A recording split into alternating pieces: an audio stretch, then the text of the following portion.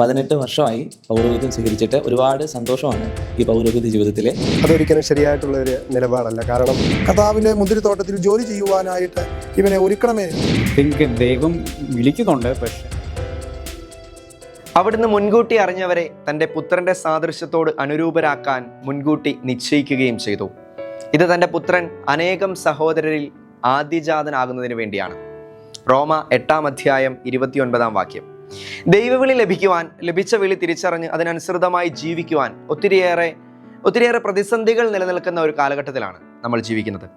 കുടുംബജീവിതത്തിലുള്ള വിളിയാണെങ്കിലും, ഇനിയിപ്പോൾ ഏകസ്ഥ ജീവിതം നയിക്കുന്ന ഒരു വ്യക്തിയാണെങ്കിലും ആത്മീയ വഴിയിൽ തടസ്സങ്ങൾ നിരവധിയാണ്. സോഷ്യൽ മീഡിയയിൽ തന്നെ വെറുതെ ഒന്നെടുത്ത് പരിശോധിച്ചാൽ നമുക്ക് മനസ്സിലാവും, നെഗറ്റീവ് വാർത്തകൾ കേൾക്കാൻ പലപ്പോഴും കാഴ്ചക്കാർ ഒരുപാടുണ്ടാകും. പ്രത്യേകിച്ച് എടുത്ത് പറയുവാണെങ്കിൽ, ഇന്ന് സഭയെക്കുറിച്ച് ഒരു മോശം വാർത്ത പടർന്നാൽ സത്യമാണോ എന്ന് ചിന്തിക്കുക പോലും ചെയ്യാതെ അത് വലിയ വാർത്തയാക്കാൻ അനേകർ മുന്നിലുണ്ടാകും. ഇത്തരം വാർത്തകളും ചർച്ചകളും ഒക്കെ അവസാനം എത്തി നിൽക്കുക വൈദികർക്കും സന്യസ്തർക്കും നേരെയായിരിക്കും. ഇത്തരത്തിൽ എല്ലാ അർത്ഥത്തിലും വൈദികരെ അല്ലെങ്കിൽ സമർപ്പിതരെ മോശക്കാരാക്കി കാണിക്കാൻ ആഗ്രഹിക്കുന്ന ഒരു കാലഘട്ടം.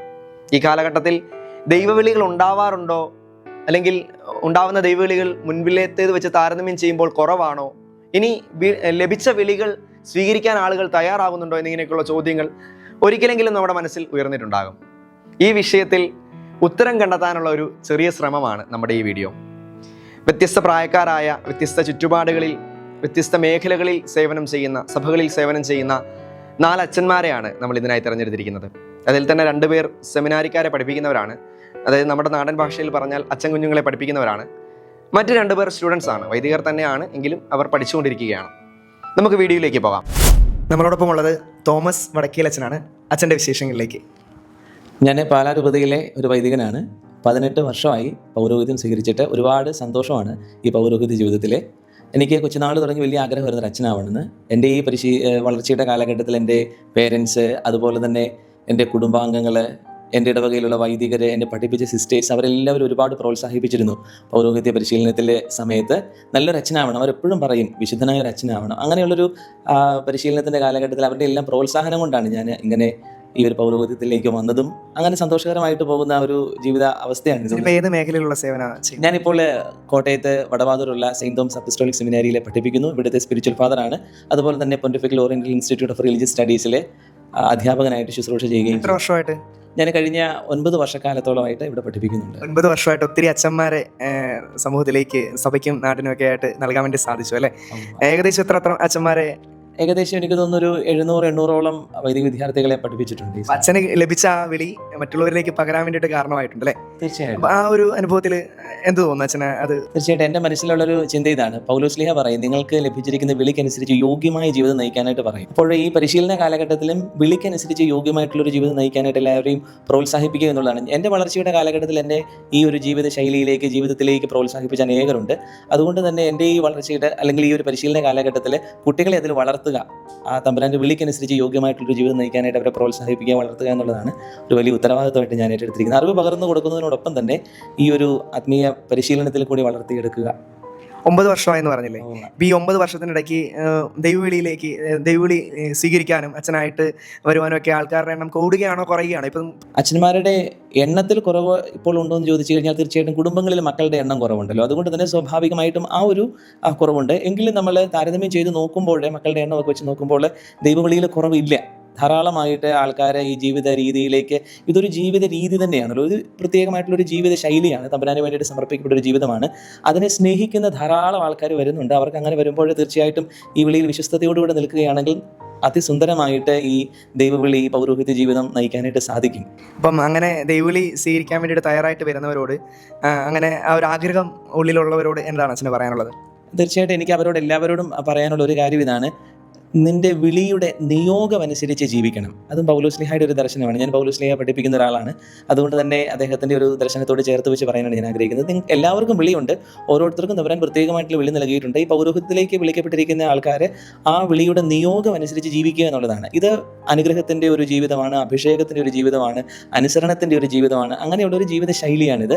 അത് അങ്ങനെ തമ്പുരാൻ്റെ പദ്ധതിക്ക് അനുസരിച്ച് നന്നായിട്ട് ജീവിക്കണം എന്നുള്ളതാണ് എനിക്ക് പറയാനുള്ളത്. ഇതൊരു ജീവിതമാണ്, മറ്റൊരു തൊഴിലല്ല, മറിച്ച് it's a life totally devoted to God. തമ്പുരാന് വേണ്ടിയിട്ട് പൂർണ്ണമായിട്ട് അർപ്പിക്കപ്പെട്ടിട്ടുള്ളൊരു ജീവിതമാണിത്. ഓക്കെ അച്ഛാ, താങ്ക് യു. ഓക്കെ കേട്ടോ, ഒരുപാട് സന്തോഷം. ദൈവം അനുഗ്രഹിക്കട്ടെ. അച്ഛാ, അച്ഛനെ കുറിച്ച് പറയാമോ? എൻ്റെ പേര് ഗീവർഗീസ് ബേബി എന്നാണ്. മലങ്കര ഓർത്തഡോക്സ് സുറിയാനി സഭയിലെ ഒരു വൈദികനാണ്. ഞാൻ പട്ടമേറ്റിട്ട് ഓഗസ്റ്റ് 31 പട്ടമേറ്റത്. കുറച്ച് നാളുകളെ ആവുന്നുള്ളൂ. ഞാൻ കോട്ടയം ഓർത്തഡോക്സ് തിയോളജിക്കൽ സെമിനാരി BD പഠനത്തിന് ശേഷം ഇവിടെ വടവാതൂർ സെമിനാരിയിൽ MDH സിറിയക് തിയോളജിയിൽ MDH ചെയ്തു വരികയാണ്. അച്ഛൻ എത്രാം വയസ്സിൽ അച്ഛനാവണമെന്നൊരു ആഗ്രഹം തുടങ്ങി? എത്രാമത്തെ ക്ലാസ്സിൽ പഠിക്കുമ്പോഴാണ്?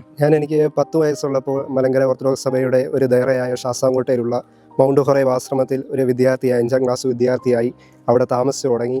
അതിനുശേഷം +2 വിദ്യാഭ്യാസത്തിന് ശേഷം ഡിഗ്രി വിദ്യാഭ്യാസവും ഒക്കെ കഴിഞ്ഞപ്പോഴാണ് പ്രകാരം ഒരു ആഗ്രഹം, വൈദികനാകണമെന്നുള്ള ഒരു ആഗ്രഹം എനിക്ക് തോന്നിയത്. അച്ഛൻ്റെ ബാച്ചിൽ എത്ര പേരുണ്ടായിരുന്നു അച്ഛാ വൈദികനാകാൻ വേണ്ടിയിട്ട്? ഞങ്ങളുടെ ബാച്ചിൽ 28 പേരായിരുന്നു. അതിൽ 2 സന്യാസി വൈദികരായിരുന്നു ഉണ്ടായിരുന്നത്. അതിൽ ഒരാൾ ഞാനായിരുന്നു. ഓക്കെ അച്ഛാ, ദൈവവിളികൾ പൊതുവേ ഈ കാലഘട്ടത്തിൽ കുറവാണെന്ന് മാധ്യമങ്ങളിൽ ആ ഒരു രീതിയിൽ സ്ഥാപിക്കാൻ വേണ്ടിയിട്ട് ശ്രമിക്കുന്നത് ഞാൻ കണ്ടിട്ടുണ്ട്. ദൈവവിളികൾ അങ്ങനെ കുറവാണോ ഈ കാലഘട്ടത്തിൽ? അതൊരിക്കലും ശരിയായിട്ടുള്ള ഒരു നിലപാടല്ല. കാരണം വൈദിക സെമിനാരികളിലെല്ലാം വിദ്യാർത്ഥികളെ കൊണ്ട് നിറഞ്ഞിരിക്കുകയാണ്. കാരണം 39 വിദ്യാർത്ഥികൾ സെമിനാരിയിൽ എക്സാം എഴുതിയതിൽ നിന്നാണ് 28 പേര് ഞങ്ങളുടെ സമയത്ത് വൈദിക സെമിനാരിയിൽ അഡ്മിഷൻ ലഭിക്കുന്നത്. ഓരോ സഭയിലും അപ്രകാരം തന്നെ ധാരാളം വിദ്യാർത്ഥികൾ കടന്നു വരുന്നുണ്ട് ഇതിനു വേണ്ടി. ഓക്കെ, കാലഘട്ടത്തിന്റെ വെല്ലുവിളികളെയൊക്കെ തരണം ചെയ്തുകൊണ്ട് ഇത്രയും 39 പേരോളം വന്നല്ലേ? അതെ, അത്രയും പേരോളം വരുന്നതെന്ന് പറഞ്ഞാൽ പഴയ കാലഘട്ടത്തിനേക്കാളും കുറച്ചും കൂടെ ഒരു സ്ട്രഗ്ലിംഗ് ആയിട്ടുള്ള കാര്യമല്ലേ ഇത്? അതെ, തീർച്ചയായിട്ടും സമൂഹത്തിന്റെ വെല്ലുവിളികളെ നേരിടുക. ഇപ്പം പൗരോഹിത്യം എപ്പോഴും ചോദ്യം ചെയ്യപ്പെടുന്ന കാലഘട്ടത്തിലാണ്. എല്ലാ കണ്ണുകളിലും പൗരോഹിത്യം, എങ്ങനെ പൗരോഹിത്യത്തെ കുറ്റം ചാർത്താം അല്ലെങ്കിൽ പുരോഹിതന്മാരെ കുറ്റം ചാർത്താം എന്ന് സമൂഹം നോക്കിക്കൊണ്ടിരിക്കുന്ന സാഹചര്യത്തിൽ ഈ പൗരോഹിത്യ ജീവിതം നയിക്കുക, പ്രത്യേകിച്ച് യുവാക്കളായവർ ഈ ജീവിതത്തിലേക്ക് കടന്നു വരിക ഏറെ വെല്ലുവിളി നേരിടുന്നതാണ്. അതിൽ കൂടെ ജീവിച്ച് വിജയം നേടുന്ന ധാരാളം പേർ നമ്മുടെ മുമ്പിലുണ്ട്. അവരുടെ ഉദാഹരണത്തിലൂടെ നമുക്ക് ക്രിസ്തുവിനെ അനുധാപനം ചെയ്യുവാൻ നമുക്ക് സാധിക്കണം. പണ്ടൊക്കെ ആണെങ്കിൽ നമ്മുടെ മാതാപിതാക്കളൊക്കെ ഒരു പ്രോത്സാഹനവും ഇടവകയുടെ ഒക്കെ ഒരു പ്രോത്സാഹനം ഉണ്ടായിരുന്നു. ഇപ്പം വൈദികനാണെങ്കിൽ പൊതുവെ സമൂഹം, ഇപ്പം മാധ്യമങ്ങളൊക്കെ ആണെങ്കിലും വൈദികരെ ഒന്ന് കരിവാരിത്തേക്കാനൊക്കെയാണ് ശ്രമിച്ചുകൊണ്ടിരിക്കുന്നത്. അപ്പം ഒന്ന് പുറകോട്ട് മാറി നിൽക്കുന്ന സമയത്ത് ഒന്ന് വൈദികനാകാൻ ആഗ്രഹമുള്ളവർക്ക്, അല്ലെങ്കിൽ ഒരു സന്യസ്ത ജീവിതം നയിക്കാൻ ആഗ്രഹമുള്ളവരോട് അച്ഛന് പറയാൻ പറ്റുന്ന ഒരു ഉപദേശമാണ്? പലപ്പോഴും ക്രിസ്തുവിനെ അനുധാപനം ചെയ്യുമ്പോൾ വെല്ലുവിളികളും പ്രയാസങ്ങളും ബുദ്ധിമുട്ടുകളും കളിയാക്കലുകളും പലതും ജീവിതത്തിൽ നേരിടേണ്ടി വരും. ഇതെല്ലാം സഹിച്ച് ക്രിസ്തു ഇതെല്ലാം സഹിച്ചാണ് തൻ്റെ പിതാവാൻ ദൈവത്തിൻ്റെ ഇഷ്ടങ്ങൾക്കനുസരിച്ച് ജീവിച്ചത്. നമ്മുടെ ജീവിതത്തിൽ ഉണ്ടാകുന്ന പ്രയാസങ്ങളും ബുദ്ധിമുട്ടുകളും കളിയാക്കലും ക്രിസ്തുനാമത്തിന് വേണ്ടിയാണതുകൊണ്ട് അതിൽ പ്രകാരം ജീവിക്കുവാൻ നമുക്ക് സാധിക്കണം. ഓക്കെ, താങ്ക് യു അച്ഛാ. എൻ്റെ പേര് ആൻ്റണി പുതുക്കുളങ്ങര. ഞാൻ ചെറുപുഷ്പ സഭ ലിറ്റിൽ ഫ്ലവർ കോൺഗ്രിഗേഷൻ എന്ന് പറയുന്ന സഭയിലെ ഒരു അച്ഛനാണ്. കഴിഞ്ഞ വർഷങ്ങളിലൊക്കെ സഭയുടെ വിവിധ ഭവനങ്ങളിലായിരുന്നുകൊണ്ട് ഒക്കേഷൻ അല്ലെങ്കിൽ ദൈവവിളിയെ പ്രോത്സാഹനവുമായിട്ട് സമൂഹങ്ങളിലേക്ക് ഇറങ്ങി ചെല്ലുമ്പോൾ ഒത്തിരിയേറെ നല്ല അനുഭവങ്ങൾ, അതുപോലെ തന്നെ നല്ല ദൈവവിളിയെ കണ്ടെത്തുവാനും പ്രോത്സാഹിപ്പിക്കുവാനും ആയിട്ട് സാധിച്ചിട്ടുണ്ട്. കഴിഞ്ഞ വർഷങ്ങളിലായിട്ട് ഏകദേശം 25ഓളം വൈദികരായിട്ട് പുത്തൻ കുർബാന ചൊല്ലിയവരുടെ തിരുപ്പട്ടം കൂടുവാനും അവരെ പൗരോഹിത്യത്തിലേക്ക് കൈപിടിച്ചുയർത്തുവാനുമായിട്ട് സാധിച്ചതിൽ ദൈവം നൽകിയ വലിയൊരു അനുഗ്രഹമായിട്ടാണ് ഞാൻ കാണുന്നത് എൻ്റെ പൗരോഹിത്യ ജീവിതത്തിൽ. അപ്പോൾ തീർച്ചയായിട്ടും നമുക്കറിയാം, ഇന്ന് പൗരോഹിത്യവും സന്യാസവും ഒക്കെ ഏറെ അവമതിക്കപ്പെടുന്ന മാധ്യമങ്ങളിലൂടെയും സിനിമയിലൂടെയും അല്ലെങ്കിൽ മറ്റ് ദൃശ്യ മാധ്യമങ്ങളിലൂടെയൊക്കെ പൗരോഹിത്യവും സന്യാസവും ഒക്കെ അവമതിക്കപ്പെടുമ്പോഴും ഈ ദൈവവിളിയെയും അല്ലെങ്കിൽ പൗരോഹിത്യത്തെയും ആത്മാർത്ഥമായിട്ട് സ്നേഹിക്കുകയും അതിനുവേണ്ടി നീണ്ട ഒരുക്കങ്ങളും പഠനങ്ങളും നടത്തി അതിലേക്ക് പ്രവേശിക്കുകയും ചെയ്യുന്ന കുഞ്ഞനുജന്മാർ ഒത്തിരിയേറെ കടന്നു വരുന്നുണ്ട്. നമുക്കറിയാം, ഇന്ന് ഒത്തിരിയേറെ സഭകൾ അല്ലെങ്കിൽ കോൺഗ്രിഗേഷൻസുകൾ, അതുപോലെ തന്നെ രൂപതകൾ നമുക്ക് ചുറ്റിനുമുണ്ട്. ഇവിടെയൊക്കെ ചേർന്ന ഓരോ വർഷവും, ഈ വർഷം തന്നെയായാലും ഏകദേശം സിറോ മലബാർ സഭയിൽ തന്നെ ഏകദേശം 300ഓളം വൈദികാർത്ഥികളുണ്ടായിരുന്നു തിരുപ്പട്ടം സ്വീകരിക്കുവാനായിട്ട്. അവർ ഡിസംബർ ജനുവരി മാസങ്ങളിലായിട്ട് പൗരോഹിത്യം സ്വീകരിച്ച് കർത്താവിൻ്റെ ശുശ്രൂഷയ്ക്കായിട്ട് സമർപ്പിക്കുന്ന ജീവിതത്തിലേക്ക് പ്രവേശിച്ചിരിക്കുകയാണ്. അവരെയൊക്കെ നന്ദിയോടെ ഓർക്കുന്നു. അതോടൊപ്പം തന്നെ നമുക്കറിയാം, നമ്മുടെ ദൈവവിളികളെ പ്രോത്സാഹിപ്പിക്കുവാനായിട്ട് മാതാപിതാക്കളും മറ്റ് സഹോദരങ്ങളുമൊക്കെ പരിശ്രമിക്കേണ്ട ഒരു കാലഘട്ടവും കൂടിയാണല്ലോ ഇത്. കാരണം പൗരോഹിത്യത്തെയും സന്യാസത്തെയും ഒക്കെ വില കുറച്ച് കാണുമ്പോൾ വളർന്നു വരുന്ന നമ്മുടെ കുഞ്ഞുങ്ങൾക്ക് ഈ പൗരോഹിത്യം എന്താണ്, അല്ലെങ്കിൽ അതിൻ്റെ ശ്രേഷ്ഠതയെ കൂടുതലായിട്ട് പറഞ്ഞു കൊടുക്കുവാനും ആ ദൈവവിളികളെ അവരിലെ കണ്ടെത്തി പ്രോത്സാഹിപ്പിക്കുവാനുമായിട്ട് ഏറ്റവും അധികം സാധിക്കുന്നത് മാതാപിതാക്കൾക്കും മറ്റ് കുടുംബാംഗങ്ങൾക്കുമാണ്.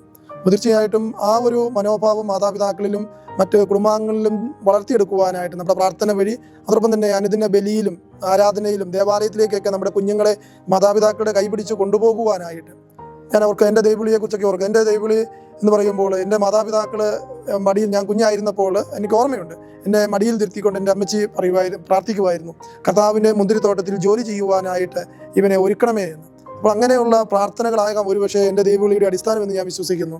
അപ്പോൾ നമ്മുടെ മാതാപിതാക്കൾ കുഞ്ഞുങ്ങളെ മടിയിലിരുത്തി അവർക്ക് ദൈവവിളി ഉണ്ടാകുവാനായിട്ട്, അല്ലെങ്കിൽ കർത്താവിൻ്റെ മുന്തിരിത്തോട്ടത്തിൽ വേല ചെയ്യുവാനായിട്ട്, അന്ന് അമ്മച്ചിക്ക് മുന്തിരിത്തോട്ടം എന്നാന്ന് ചോദിച്ചാൽ അറിയാമോ എന്ന് എനിക്കറിയത്തില്ല, എനിക്കും ഒന്നും മനസ്സിലായിട്ടൊന്നും ഉണ്ടാകുമെന്ന് തോന്നുന്നില്ല. പക്ഷേ അന്ന് അമ്മച്ചി പറഞ്ഞ ചൊല്ലിത്തന്ന പ്രാർത്ഥന ഞാൻ ചെല്ലിക്കുമായിരുന്നു. അമ്മച്ചി എന്നെ മടിയിലിരുത്തി അത് ചൊല്ലി. അതൊക്കെ ആകാം എൻ്റെ ദൈവവിളിയുടെ ഒരു അടിസ്ഥാനം, അല്ലെങ്കിൽ പൗരോഹിത്യത്തെ സ്നേഹിക്കുവാനും പൗരോഹിത്യത്തിലേക്ക് കടന്നു വരുവാനുമായിട്ട് എനിക്ക് പ്രചോദനമായതെന്ന് ഞാൻ വിശ്വസിക്കുന്നു.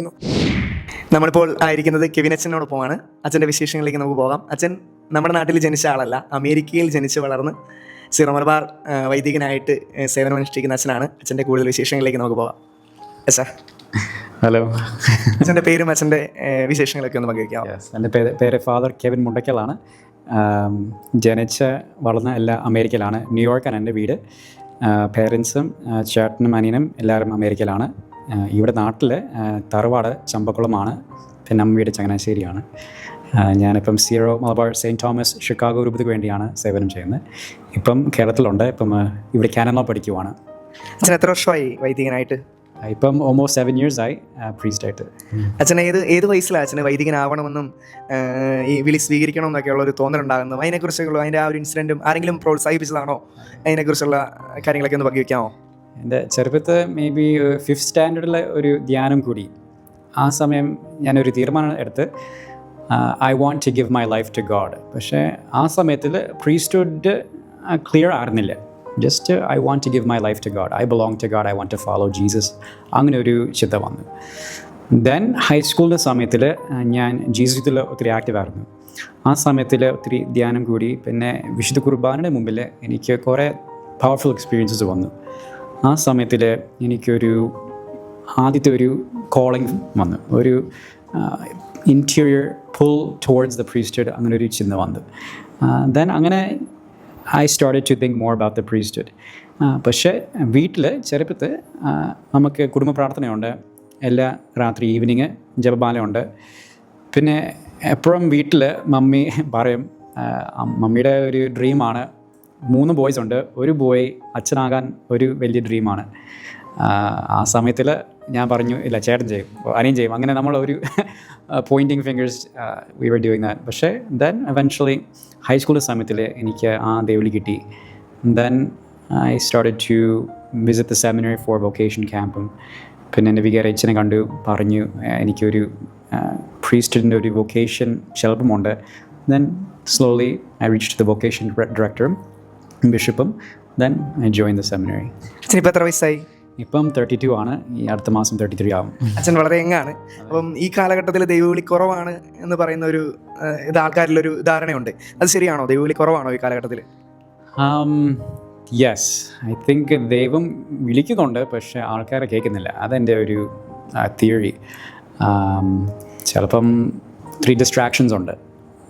പിന്നെ ചിലപ്പം ഫെയ്ത്ത് അത്രയും ഇമ്പോർട്ടൻസ് അല്ല ഇപ്പം. പക്ഷേ in the heart of every person we long for God.